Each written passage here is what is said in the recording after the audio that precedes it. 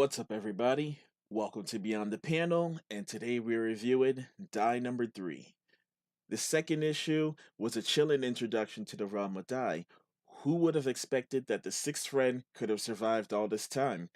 It really makes you wonder if there's anything left of Soul either, especially if he's willing to get this far in the game and believe that the others would want to continue upon return. Only an issue into this world, and already you can see why they would all be so reluctant to slip back into these roles. This third chapter was nothing like what I assumed it was going to be. They couldn't have chosen a better title this chapter than Fantasy Heartbreaker 2. Everything about the story in this issue hits you right where it hurts the most, since from the start of this series, we have come to understand that nothing about this realm is anything to get excited about. Not when this series twists everything that's supposed to be fantastical about jumping into a game world. Most people would only have to deal with the reality that dying in that game meant dying in real life too. However, we have a story here which takes things a step further. Death is the least of your worries when every bit of damage carries over. We've already seen that with Ash's sister, Angela. She lost her arm.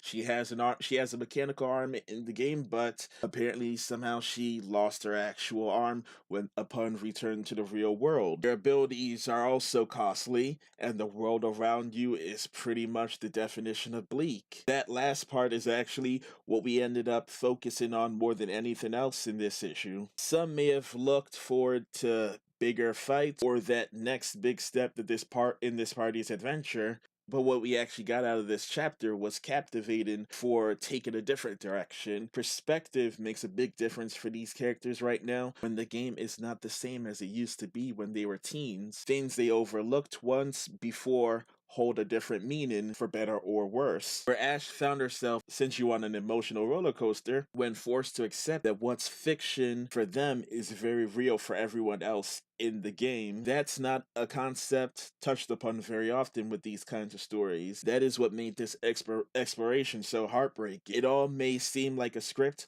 but how can you ignore the suffering of someone who hurts the same way as you would?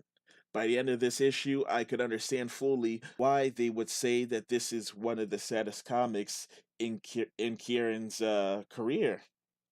The party's encounter in this issue was pretty awesome for what more we were able to see that these characters are capable of, what these adults are capable of in their in-game characters. Their abilities are costly, but it is nonetheless cool to see how they overcome obstacles with what they have. Especially when not taking advantage of these abilities is the difference between surviving and their stories coming to an end. Right now, their poor dynamics be damned when they all have something about themselves to work on first. They were also right about another thing. This is one of Stephanie's prettiest issues. She went above and beyond in this issue to give us a personal chapter in contrast to the other two before. I loved that everything about what was brought out in Ash through her vulnerabilities in this realm. Without the geas, everything about Ash she wears right on her shoulders.